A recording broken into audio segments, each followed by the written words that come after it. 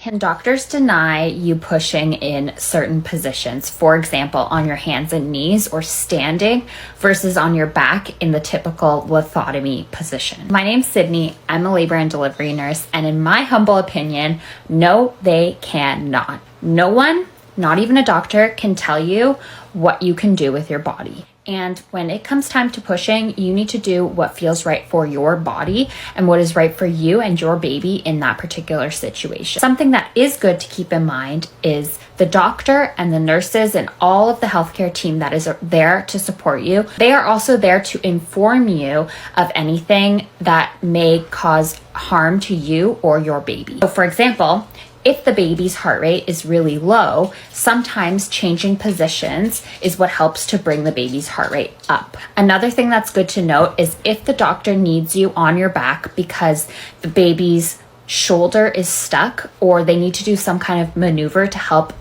facilitate the baby coming out, for example, an episiotomy, all of this is done with your consent, but sometimes it has to be done really quickly. So these are reasons why your doctor might say, hey, I know we said we'd push on your hands and knees, but right now is one of those situations where I need to get you on your back so that I can do this maneuver to help get the baby's head from being stuck. These are conversations that you want to ideally have with your healthcare team prior to pushing. I get that that doesn't always happen, but if you have the chance to communicate that you really want to be able to move freely during your birth, even if you have an epidural, then that way they know ahead of time and they can talk about the different reasons as to why they might have you push in a certain position based on emergency situations that may or may not arise. Our job as your healthcare team is to guide you in making the right decision for you, your baby, and making sure you guys are healthy. Obstetricians are more comfortable with lithotomy. At least this is the obstetricians that I've worked with. Most of them are used to delivering in lithotomy. It leaves them the ability to do any kind of emergency maneuvers.